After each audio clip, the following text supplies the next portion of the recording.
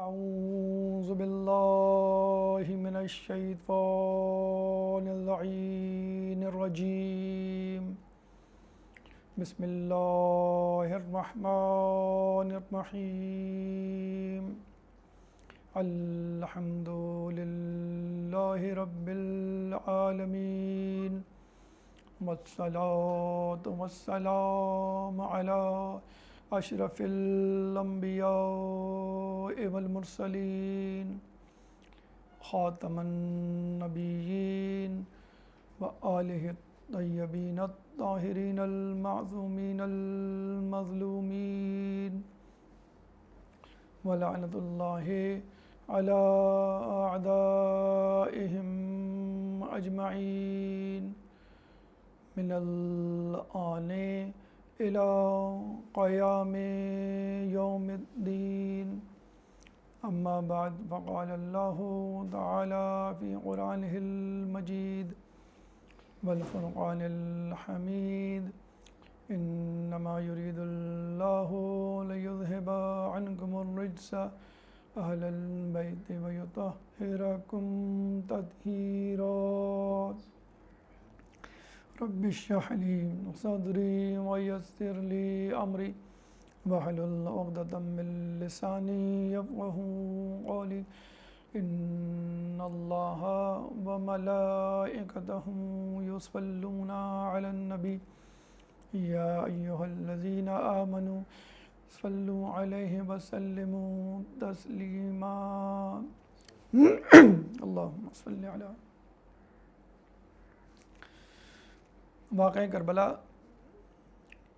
کو گزرے ہوئے 1400 سال سے زیادہ کا عرصہ گزر گیا، لیکن آج تک اس کے اثرات، اس کی تاثیر اور اس کے فوائد ہم سمیٹ رہے ہیں۔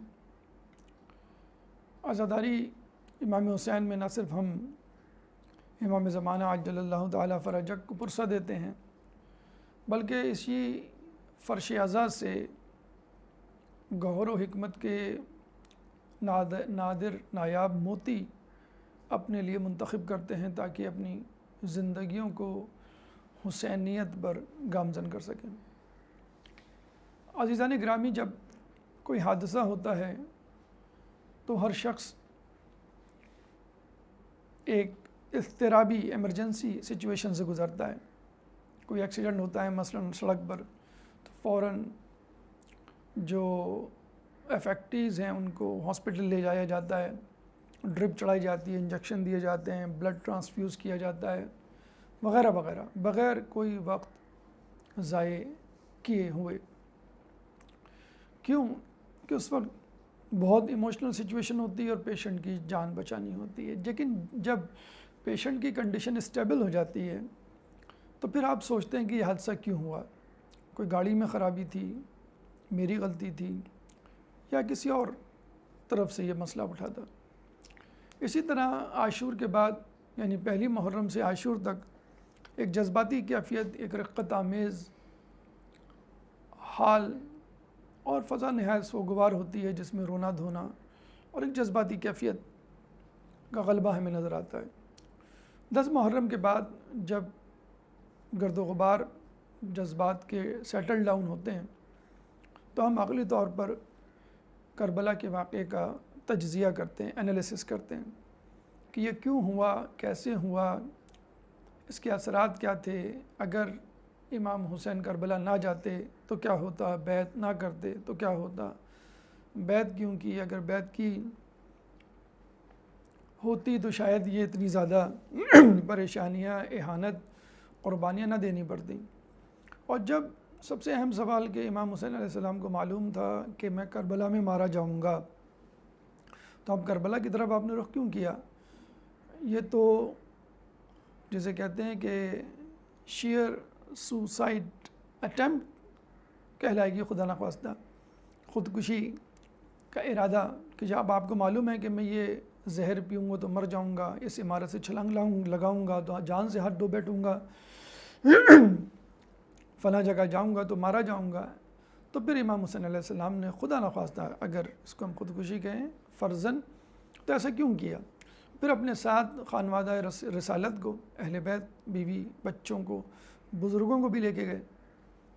تو کیا یہ اپنے آپ کو ہلاکت میں ڈالنے کے مترادف نہیں؟ اور اس کے لیے پھر ایک آیت بھی پیش کرتے ہیں ہمارے فریق کہ اللہ تعالیٰ سورہ بقرہ آیت نمبر 195 میں فرماتا ہے وَلَا تُلْقُوا بِأَيْدِيكُمْ إِلَى التَّهْلُكَةِ، کہ تم اپنے ہاتھوں سے اپنے آپ کو ہلاکت میں نہ ڈالو. تو اب اس کا جواب کیا ہے؟ امام حسین کربلا کیوں گئے؟ انہوں نے اتنی بڑی قربانی کیوں دی؟ اس کا فائدہ کیا ہوا؟ آیات اور روایات کیا کہتی ہیں؟ عقل اس کا کس طرح جواب دیتی ہے؟ کیا ہمارے آس پاس ایسی مثالیں موجود ہیں کہ جس میں ہم اس قربانی کی طرح کی کوئی مثال پیش کر سکیں؟ بلا شبہ اللہ یوم کا یومک یا ابا عبداللہ کہ آپ کے جیسا دن کوئی نہیں ہو سکتا، لیکن کوئی مثال ہے جس سے ہم اس قربانی کو بھی سمجھ سکیں. اور پھر فائدہ کیا ہوا؟ کیا حسین جیت گئے؟ اور جس مقصد کے لیے گئے تھے کیا وہ مقصد حاصل ہوا؟ اور اگر گئے تھے تو اپنے ساتھ اتنے سارے لوگوں کو قربان کرنا، قربانی کی بھیڑ چڑھانا کہاں تک عقل مندی تھی؟ آئیے اس بات کا جواب تلاش کرتے ہیں. سب سے پہلے تو ہم قرآن کی طرف چلتے ہیں. سورہ زاریات آیت نمبر 51. سورہ زاریات قرآن کا 56واں سورہ ہے اور آیت نمبر 51، چیپٹر 56 ورس نمبر 51. اللہ تعالیٰ فرماتا ہے وَمَا خَلَقْتُ الْجِنَّ وَالْإِنسَ إِلَّا لِيَعْبُدُونَ، کہ ہم نے جن و انس کو نہیں پیدا کیا سوائے اس کے کہ وہ ہماری عبادت کریں.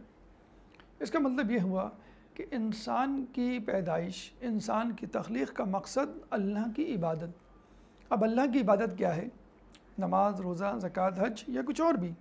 اس کے لیے دوبارہ اللہ تعالیٰ سورہ انعام آیت نمبر 162، سورہ انعام قرآن کا 6واں سورہ ہے، چیپٹر 6 ورس نمبر 162 میں فرماتا ہے اِنَّ صَلَاتِي وَنُسُكِي وَمَحْيَايَ وَمَمَاتِي لِلَّهِ رَبِّ الْعَالَمِينَ، کہو کہ میری نماز، میری قربانی، میرا جینا، میرا مرنا اللہ کے لیے ہے.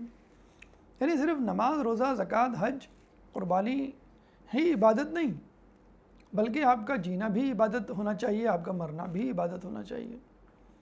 جینا عبادت کیسے ہوگا؟ جب آپ کا ہر عمل اللہ کے تابع ہو، نہ کہ صرف عبادت. اور مرنا اللہ کے لیے کیسے ہوگا؟ کہ آپ اپنی جان کو اللہ کے سپرد کر دیں اور وقت آنے پر اپنی جان کو قربان کر دیں. تو یہ ہے تخلیق انسانی کا مقصد کہ انسان کو اپنی جان کی قربانی کے لیے، جو کہ سب سے عزیز ترین شے ہے، تیار رہنا چاہیے، ورنہ چھوٹی موٹی قربانی تو وہ دیتا ہی رہتا ہے. یہ الگ بات ہے کہ شہادت جیسی قربانی کا جسے کہتے ہیں کہ مقام یا اس کی سعادت بہت کم لوگوں کو نصیب ہوتی ہے. اور یہ بھی کہا جاتا ہے کہ ہمیشہ یہ دعا کرنی چاہیے کہ یا اللہ ہمیں سعادت کی زندگی اور شہادت کی موت عطا فرمائے. لیو لائک علی، ڈائی لائک حسین.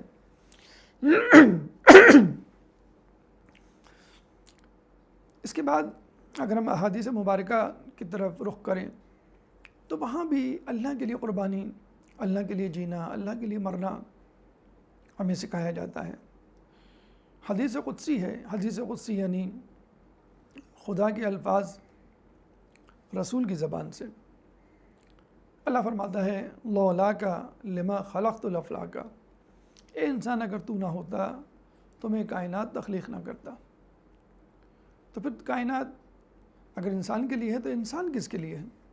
ایک اور حدیث میں آیا ہے کہ انسان، میں نے تمام کائنات تیرے لیے پیدا کی ہے اور تجھے اپنے لیے پیدا کیا ہے. جس کو ایک شاعر نے بڑی خوبصورت انداز سے کہا کہ نہ تو زمین کے لیے ہے نہ آسماں کے لیے، جہاں ہے تیرے لیے تو نہیں جہاں کے لیے. تو چیزیں ہمارے لیے بنی ہیں، مخلوقات ہمارے لیے بنی ہیں اور ہم خدا کے لیے بنے ہیں. احادیث مبارکہ اور آیات آپ کے سامنے پیش کی گئیں. اب آئیے دیکھتے ہیں کہ عقل کیا کہتی ہے. عقل یہ کہتی ہے کہ کمتر برتر کی اطاعت کرے، یعنی برتر شے، برتر مخلوق، برتر انسان جو بھی کہے اس کو کمتر شے، کمتر انسان کو ماننا چاہیے، حتیٰ کہ اگر برتر شے، برتر مخلوق، برتر انسان قربانی کے لیے کہتا ہے تو کمتر چیز کو قربانی دے دینی چاہیے۔ اس کی عام فہم مثال تو ہم اپنے ارد گرد دیکھ سکتے ہیں۔ مثلاً ایک آفس ہے، ایک چوکیدار ہے، وہ قربانی دیتا ہے یا سرو کرتا ہے یا تابع ہوتا ہے اکاؤنٹنٹ کے۔ اکاؤنٹنٹ اوبیڈینٹ ہے یا جواب دہ ہے، اکاؤنٹیبل ہے مینیجر کو، مینیجر جواب دہ ہے ڈائریکٹر کو، ڈائریکٹر جواب دہ ہے باس کو۔ اب باس جو کہے گا وہ ڈائریکٹر کو ماننا ہے، ڈائریکٹر جو کہے گا وہ مینیجر کو ماننا ہے، مینیجر جو کہے گا وہ اکاؤنٹنٹ کو ماننا ہے، اکاؤنٹنٹ جو کہے گا وہ پی این اور چوکیدار کو ماننا ہے۔ تو یہ ہے سیکوینس اوبیڈینس کا، اطاعت کا، اور اس میں بڑی سی بڑی قربانی بھی آ سکتی ہے۔ اب ہم دیکھتے ہیں کہ ہمارے ارد گرد پوری کائنات میں یہ قربانی پھیلی ہوئی ہے۔ جو بظاہر نظر آتا ہے کہ ایک نقصان ہے، وہ نقصان نہیں ہے، بلکہ اس کائنات کی بقا کا جسے کہتے ہیں کہ ثبوت ہے، شاہد ہے اور اس کی ذمہ دار ہے۔ مثلاً ہم بچپن میں اپنے اسکول میں سائنس کی کتاب میں پڑھا کرتے تھے فوٹو سنتھسس، شعاعی ترکیب۔ کیا ہے شعاعی ترکیب؟ Preparation of starch with the help of sunlight, carbon dioxide and the salt and water from the earth, یعنی پودے فضا کی کاربن ڈائی آکسائڈ، سورج کی روشنی اور زمین کی نمکیات کو جذب کرتے ہیں، اور اس سے پھر کلوروپلاسٹ جو ایک انزائم ہے پودوں میں، اس کی مدد سے اسٹارچ تیار کرتے ہیں، جو کہ پتوں میں، جو کہ پھولوں میں، جو کہ پھلوں میں، سبزیوں میں، اناج میں استعمال ہوتا ہے، اور جس کی وجہ سے وہ درخت قابل جسے کہتے ہیں کہ استعمال یا ایڈیبل بنتا ہے۔ یعنی پانی نے، ہوا نے اور روشنی نے اپنے آپ کو قربان کر دیا تاکہ درخت اس کو استعمال کر لے۔ یہ تمام چیزیں، پانی ہے، روشنی ہے، ہوا ہے، یہ جمادات ہیں، یعنی ان اینیمیٹس، یہ جامد و ساکت ہیں اپنی جگہ پر، اور they are the most inferior creature in the world. اس کے بعد نباتات یا پلانٹس آتے ہیں۔ پلانٹس برتر ہیں کیونکہ وہ گرو کرتے ہیں، ایٹ لیسٹ اگر اپنی جگہ پر ہیں، پتھر پانی کی طرح، لیکن اپنی جگہ، اپنے وجود میں گروتھ، نشو و نما کا پہلو رکھتے ہیں۔ یعنی بیج جو ہے پودا بنتا ہے، پھر وہ درخت بنتا ہے، پھر اس میں سبزیاں، پھل اور پھول آتے ہیں۔ اس لیے نباتات افضل ہیں، plants are superior than the inanimates. اب جب اس میں پتے آ گئے، پھول آ گئے، پھل آ گئے، سبزی، اناج وغیرہ بن گیا، تو ایک جانور مثلاً بکرا وہاں سے گزرتا ہے اور اس کے پتے کھاتا ہے۔ تو آپ نے دیکھا نہیں دیکھا ہوگا کبھی کہ درخت نے کبھی ریزسٹ کیا ہو، مزاحمت کی ہو کہ بھئی مجھے مت کھاؤ، میں جو ہوں وہ استحقاق رکھتا ہوں کہ مجھے نہ استعمال کیا جائے، لیکن وہ اپنے آپ کو سرنڈر کر دیتا ہے اور بکرا اس کو، یا گائیں یا کوئی بھی حیوان اس کو کھاتا ہے، کیونکہ حیوان برتر ہے نباتات پلانٹ سے۔ حیوان یعنی اینیملز، مثلا برڈز وغیرہ کیوں افضل ہیں؟ کیونکہ نہ صرف یہ کہ یہ متحرک ہیں، موبائل ہیں ان اینیمیٹس کے مقابلے میں، نہ صرف یہ کہ یہ نشو و نما کرتے ہیں پلانٹس کی طرح، بلکہ ان میں ایک پلس پوائنٹ یہ ہے کہ یہ موبائل ہیں، they can move from one place to another، تو متحرک ہیں ایک جگہ سے دوسری جگہ، جبکہ پودے ایک جگہ سے دوسری جگہ نہیں جا سکتے۔ تو جانور سپیریئر ہیں، حیوان سپیریئر ہیں نباتات سے، چنانچہ نباتات نے قربانی دی حیوان کی۔ اب یہ حیوان سبزی منڈی میں موجود ہوتا ہے، آپ جاتے ہیں بقرعید پہ خرید کے لاتے ہیں، اس کو ذبح کرتے ہیں اور اس کا باربیکیو بنا کے کھا لیتے ہیں۔ اس کا مطلب کیا ہوا کہ اس حیوان نے قربانی دی آپ کے لیے، کیونکہ آپ حیوان سے افضل ہیں، آپ میں وجود بھی ہے، آپ میں نشو و نما بھی ہے، آپ میں متحرک یعنی ایک جگہ سے دوسری جگہ موو کرنے کی صلاحیت ہے، پلس آپ کے اندر عقل ہے جو کہ حیوان میں نہیں ہے۔ تو آپ نے دیکھا ایک فوڈ چین بن گئی ہے، ایک قربانی کی سیکریفائس چین بن گئی ہے کہ ان اینیمیٹس سیکریفائز ہوتے ہیں پلانٹس کے لیے، پلانٹ سیکریفائز ہوتے ہیں اینیملس کے لیے، اینیمل سیکریفائز ہوتے ہیں انسان کے لیے۔ اب انسان اپنے آپ کو کس کے لیے قربان کرے؟ امی، اگر میری اس لڑکی سے شادی نہ ہوئی تو میں اپنے آپ کو شوٹ کر لوں گا۔ ابو، اگر میری اس لڑکے سے شادی نہ ہوئی تو میں نیند کی گولی کھا کے خودکشی کر لوں گی۔ احمق ہے یہ انسان کہ جو ایک دوسرے کے لیے قربانی دے رہا ہے۔ اس کو چاہیے اپنے سے برتر کے لیے قربانی دے۔ اب انسان سے برتر کوئی نہیں ہے مخلوقات میں، کیونکہ انسان اشرف المخلوقات ہے۔ انسان سے بڑھ کر کوئی اشرف مخلوق نہیں۔ اب لا محالہ ہمیں یہ کہنا پڑے گا کہ انسان کو چاہیے کہ وہ اپنے خالق کے لیے قربانی دے، کیونکہ وہ اس سے زیادہ بہتر، افضل، بلکہ سب سے بہتر یا افضل ہے، اس سے لیس کمثلہ شیء۔ تو انسان کو چاہیے اپنے آپ کو خدا کے لیے قربان کرے۔ اب یہاں پہ ایک سوال پیدا ہوتا ہے کہ بھائی اس کا فائدہ کیا ہے؟ اپنے آپ کو فنا کرنا، اپنے وجود کو مٹانا، اس کا کیا فائدہ ہے؟ میں آپ کو مثال دوں، ایک کمپنی میں ایک صاحب اکاؤنٹنٹ ہوتے ہیں، کچھ دنوں کے بعد وہ اکاؤنٹنٹ اپنی سیٹ پہ نظر نہیں آتے۔ عام لوگ یہی سمجھتے ہیں کہ شاید ان کا انتقال ہو گیا، یعنی مرنے والا انتقال، حالانکہ وہ منتقل ہوئے ہیں، وہ شفٹ ہوئے ہیں، وہ ٹرانسفر ہوئے ہیں کسی دوسری برانچ میں، کسی دوسری فرینچائز میں، کیونکہ اب وہ اکاؤنٹنٹ سے مینیجر بن گئے۔ تو اس جگہ وہ نظر نہیں آئیں گے، بلکہ کسی اور جگہ بہتر پوزیشن میں نظر آئیں گے۔ تو ہم دیکھتے ہیں کہ کاربن ڈائی آکسائڈ ہے، واٹر ہے، منرلز، لائٹ، روشنی ہے، یہ اپنی جگہ سے موو کر جاتے ہیں اور نباتات کا جز بن جاتے ہیں، پلانٹس کا حصہ بن جاتے ہیں۔ وہ فنا نہیں ہوئے، وہ منتقل ہوئے، شفٹ ہوئے اور ان کی پروموشن ہو گئی۔ Now they are the part of plants. جیسے پاکستان سے آپ کینیڈا شفٹ ہوئے، کینیڈین لائف اسٹائل ایک بہتر لائف اسٹائل، دنیاوی لحاظ سے اسٹیٹس وائز آپ کی بہتری ہو گئی، ترقی ہو گئی۔ پھر یہی پلانٹس جب اپنے آپ کو سیکریفائز کرتے ہیں اینیملس کے لیے، they become the part of the body of animals. فنا نہیں ہوئے، وہ منتقل ہو گئے۔ اسی طرح اینیمل جب اپنے آپ کو سیکریفائز کرتے ہیں انسانوں کے لیے، تو انسان کے جسم کا وہ حصہ بن جاتے ہیں۔ وہ فنا نہیں ہوئے، وہ منتقل ہوئے ہیں اپنی جگہ سے انسان کے جسم میں۔ بس اسی طرح انسان جب اپنے آپ کو اللہ کے لیے قربان کرتا ہے تو وہ فنا فی اللہ ہو جاتا ہے، اللہ کی شخصیت کا جز بن جاتا ہے۔ کون کہتا ہے کہ موت آئی تو میں مر جاؤں گا؟ میں تو دریا ہوں، سمندر میں اتر جاؤں گا۔ تو اللہ اس بات کو ایک اور حدیث قدسی میں اس طرح بیان کیا گیا ہے کہ جب انسان اللہ کی اطاعت کرتا ہے تو اس درجے پر پہنچ جاتا ہے کہ جب وہ اس کے پیر بن جاتا ہے جس سے وہ چلتا ہے، وہ اس کے ہاتھ بن جاتا ہے جس سے وہ کام کرتا ہے، وہ اس کی آنکھیں بن جاتا ہے جس سے وہ دیکھتا ہے، وہ اس کے کان بن جاتا ہے جس سے وہ سنتا ہے، اس کی زبان بن جاتا ہے جس سے وہ بولتا ہے۔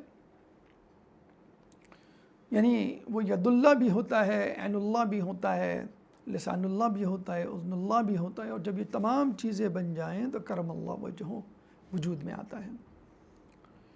تو کہنے کا مقصد یہ ہے کہ انسان جب اپنے آپ کو اللہ کے لیے قربان کرتا ہے تو بس وہ اس کا جز بن جاتا ہے اور اس کی ترقی ہو جاتی ہے، فنا فی اللہ ہو جاتا ہے، بلکہ فنا فی اللہ ہو کے بقا باللہ ہو جاتا ہے۔ تو یہ الگ بات ہے، ہمیں اس کا شعور نہیں۔ شاید دنیاوی طور پر نباتات، جمادات، حیوانات کو ہم سمجھ سکیں، لیکن خود ہم خدا کی شخصیت کا جز کیسے بن جاتے ہیں یہ ہمارے عقل و شعور میں نہیں سما سکتا۔ اسی لیے اللہ تعالیٰ سورہ بقرہ آیت نمبر 154 میں فرماتا ہے وَلَا تَقُولُوا لِمَنْ يُقْتَلُ فِي سَبِيلِ اللَّهِ أَمْوَاتٌ بَلْ أَحْيَاءٌ وَلَكِنْ لَا تَشْعُرُونَ، کہ جو لوگ اللہ کی راہ میں قربان ہو گئے، شہید ہو گئے، ان کو مردہ نہ کہو، بل احیاء ولکن لا تشعرون، بلکہ وہ تو زندہ ہیں، تم کو اس کا شعور نہیں۔ بس عزیزان گرامی، ہم یہ سمجھتے ہیں کہ اللہ تعالیٰ انسان کی اس قربانی کا صلہ فقط بقا میں نہیں دیتا، بلکہ خود اس انسان کے نام کو، اس انسان کے نظریے کو دنیا میں بھی زندہ رکھتا ہے۔ یہ ایک ایکسٹرا ایڈوانٹیج ہے جو انسان کو قربانی دینے کی صورت میں ملتا ہے۔ ہمارے ایک شیعہ عالم سے کسی نے سوال کیا کہ کیا وجہ ہے شیعان علی ہر سال بلکہ صدیوں سے ذبح ہو رہے ہیں، صدیوں سے قتل ہو رہے ہیں، رسول کے بعد سے لے کر جنگ و جدل کا میدان گرم ہے جس میں شیعان علی کو قتل کیا گیا، مارا گیا، پھر بنو امیہ، بنو عباس، پھر اس کے بعد مزید حکومتیں، ہدف ٹارگٹ شیعان علی۔ آج بھی آپ دیکھ لیجئے افغانستان میں جو شیعہ مساجد پر حملے ہو رہے ہیں، ابھی بھی پوری دنیا میں بظاہر پرسکون ماحول ہے، لیکن شیعان علی پھر بھی اس پرسکون ماحول میں بھی سلاٹر ہو رہے ہیں، ذبح ہو رہے ہیں۔ تو عالم دین سے پوچھا گیا ہے کہ کیوں ذبح ہو رہے ہیں، اور ذبح ہونے کے باوجود یہ پھر بھی آپ کی عزاداری بڑھ رہی ہے۔ پوری دنیا میں عزاداری، جوش و خروش اور اس کی تعداد، عزاداروں کی تعداد میں کمی دیکھنے میں نہیں آئی۔ چاہے آپ کربلا کا عاشور یا اربعین دیکھ لیں، یا کراچی یا لکھنؤ یا سڈنی یا ٹورنٹو یا انگلینڈ میں لنڈن، کسی بھی جگہ کی عزاداری کا ماحول دیکھ لیں، تعداد، جوش و خروش مزید بڑھ رہا ہے، کم نہیں ہو رہا ہے۔ مسجد میں نمازیوں کی تعداد میں اضافہ ہو رہا ہے، کمی نہیں ہو رہی۔ کیوں ایسا ہے؟ تو شیعہ عالم دین نے بہت اچھا جواب دیا اور یہ کہا کہ دیکھو، تم نے یہ سنا ہوگا کہ صحرائی چھپکلی، ڈیزرٹ لیزرڈ دنیا سے ختم ہو گئی، جنگلی کبوتر دنیا سے چلے گئے، ڈائناسورز اب دنیا میں نہیں رہے۔ لیکن کبھی تم نے سنا کہ اونٹ دنیا سے ختم ہو گئے، بکرے، گائیں، دمبے دنیا سے ختم ہو گئے؟ حالانکہ یہ جانور ہر سال اللہ کے نام پر قربان ہوتے ہیں، اور یہی وجہ ہے کہ جو جانور اللہ کے نام پر قربان ہوتا ہے وہ بقا کی طرف گامزن ہے، اس کی نسل کبھی بھی ختم نہیں ہوتی۔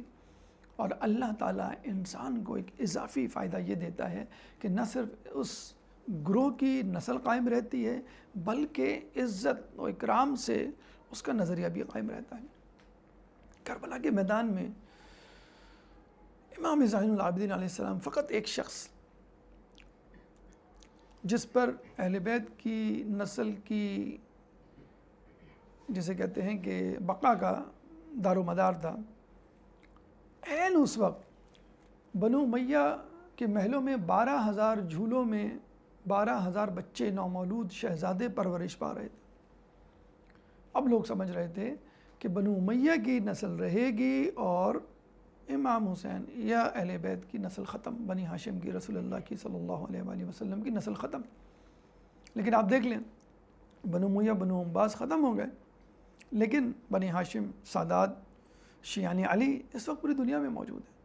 کس کس طرح، کس کس بہانے سے، کس کس ظلم و بربریت کا مظاہرہ نہیں کیا گیا۔ حج کے موقع پر حجاج بن یوسف ملعون، کہ جس کے بارے میں عمر بن عبدالعزیز نے یہ کہا تھا کہ دنیا کے تمام خبیث ایک پلڑے میں اور ہمارا ایک خبیث حجاج بن یوسف دوسرے پلڑے میں رکھا جائے تو حجاج بن یوسف والا پلڑا جھک جائے گا، بھاری ہوگا۔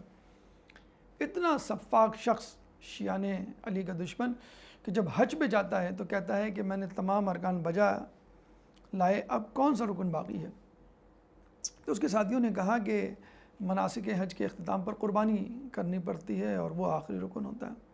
اس نے کہا کس کی قربانی دینی پڑے گی؟ تو اس کے ساتھیوں نے بتایا کہ بھئی یا تو آپ بکرے کی دیں، یا گائیں کی، یا دمبے کی، یا اونٹ کی۔ یہ 4 جانور ہیں، 4 نام ہیں، ان میں سے کسی کو بھی آپ ذبح کر سکتے ہیں۔ تو اس نے کہا ٹھیک ہے، تم حجاج اکرام جو آئے ہوئے ہیں ان میں سے تلاش کرو کہ کون علی، حسن، حسین اور عباس نام کا ہے۔ یہ 4 ناموں والے حجاج کو بلا لاؤ۔ یہ جب سب لوگ آ گئے، ان کو نہیں معلوم تھا کیا ہوگا ہمارے ساتھ، کہا ان سب کو ذبح کر دو، یہی میری طرف سے قربانی ہے۔ یہ انداز تھا شیعان علی پہ ظلم و بربریت روا کرنے کا۔ لیکن آج دیکھ لیں کہ ہم حج پر بھی موجود ہیں، عمرے پہ بھی موجود ہیں، زیارات پر بھی موجود ہیں، اربعین، عاشور، دنیا کے کونے کونے میں پھیلے ہوئے ہیں۔ تو قربانی جب انسان دیتا ہے اور قربانی کسی اعلیٰ مقصد، اعلیٰ شخصیت کے لیے دی جائے تو پھر انسان کی ترقی ہوتی ہے اور اس کو دوام ملتا ہے۔ یہی وجہ ہے کہ ہم دیکھتے ہیں کہ امام حسین علیہ السلام نے کربلا کے میدان میں قربانی دی، اور قربانی جتنی بڑی ہوگی اتنا ہی زیادہ فتح ہوگی، اتنا ہی بڑا ہدف آپ کو حاصل ہوگا۔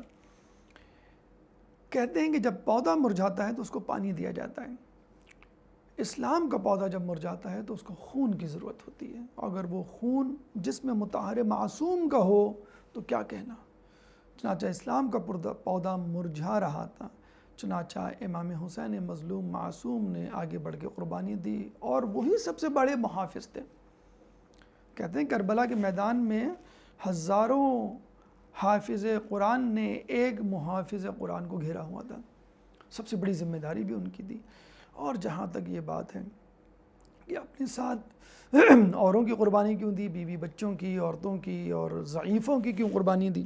اللہ تعالیٰ قرآن میں فرماتا ہے لن تنالوا البر حتی تنفقوا مما تحبون، کہ تم نیکی کے درجے پر اس وقت تک نہیں پہنچ سکتے جب تک اپنی عزیز ترین شے نہ قربان کرو۔ ملکہ زبیدہ جو کہ محبان اہل بیت میں سے تھی، جب اس نے یہ آیت پڑھی تو اس نے سوچنا شروع کیا کہ میں کیا چیز قربان کروں، کیا چیز مجھے عزیز ہے۔ تو پتہ چلا چند قیمتی ہیرے ہیں اس کے پاس۔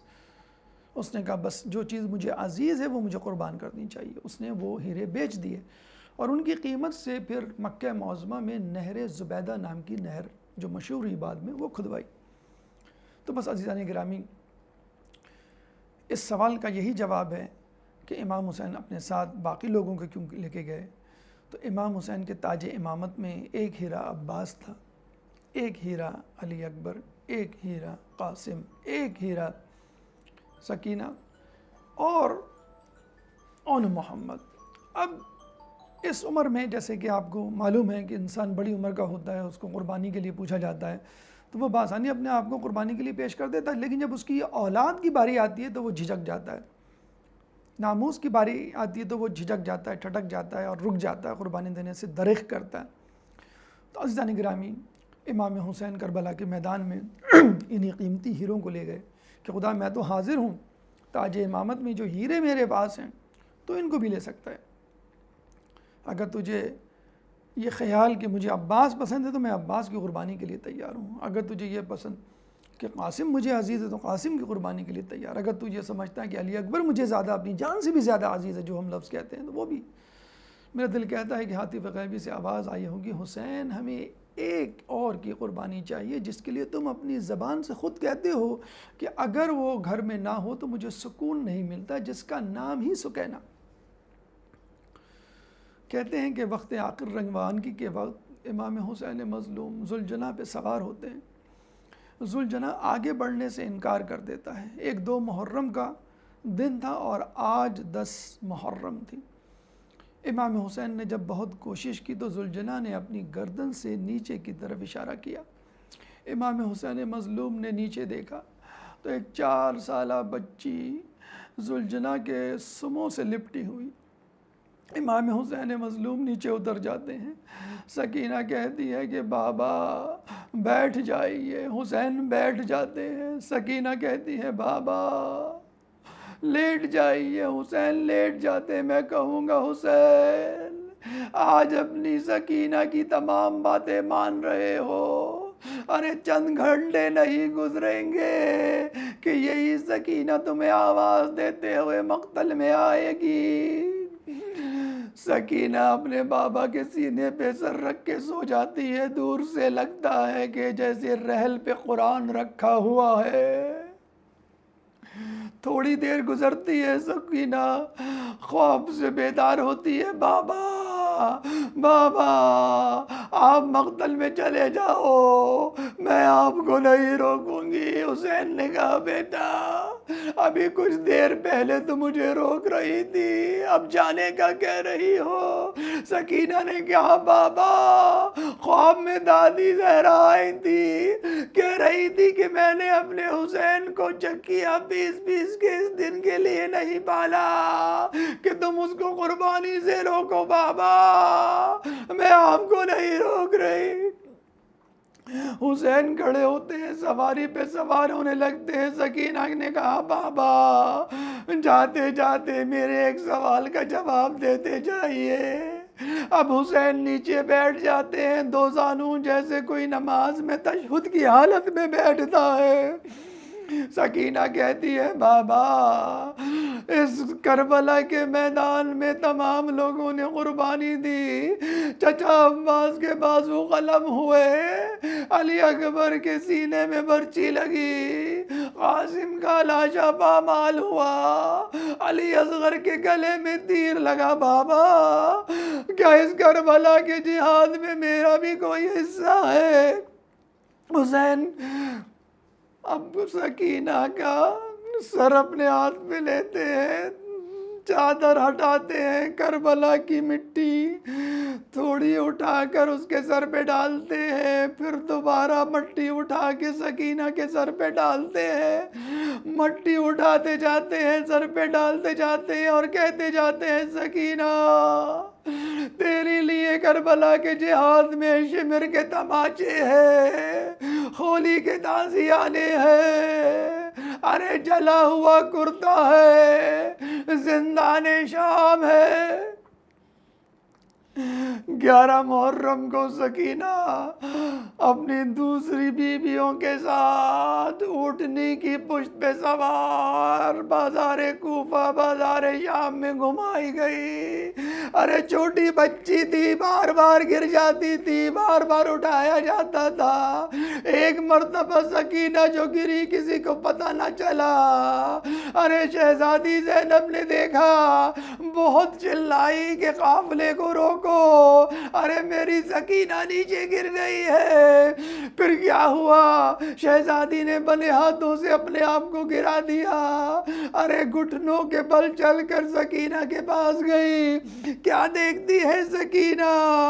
کسی نقاب پوش معصمہ کی گود میں موجود ہے۔ ارے معصمہ تیرا شکریہ۔ شہزادی کہتی ہے ارے معصمہ نقاب تو ہٹا تاکہ میں دیکھ سکوں کہ کون ہے میری محسنہ۔ ارے نقاب ہٹا تو شہزادی چلائی اماں فاطمہ آپ یہاں تک آ گئی۔ شہزادی یہ سمجھی کہ شاید اب سکینہ کو اس کے ساتھ اونٹنی پر بٹھایا جائے گا۔ شمر ملعون آگے بڑھا، اس نے ایسا انتظام کیا کہ پھر سکینہ سواری سے نہ گر سکی۔ عزادارو تمہیں معلوم ہے کیا اہتمام کیا؟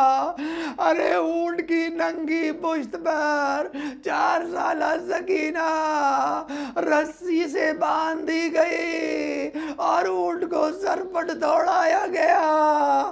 4 سالہ بچی اونٹ کی پشت پر کبھی کوفہ کے بازار، کبھی شام کے بازار، سکینہ اکیلی پریشان لہولا۔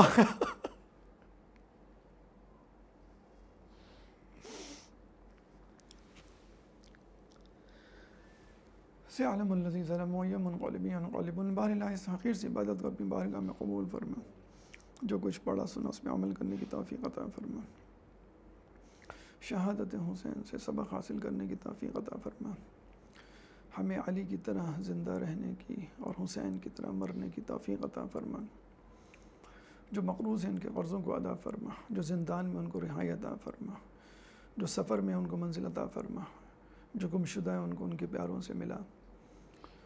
مسلمان دنیا میں جہاں جہاں ظلم و ستم کا نشانہ بنے ہوئے ان سے ظلم و ستم کو دور فرما، امام کے ظہور میں تعجیل فرما، ہمیں ان کے انصار و اعوان میں شامل فرما۔ ربنا تقبل منا انک انت السمیع العلیم وتب علینا انک انت التواب الرحیم برحمتک یا ارحم الراحمین۔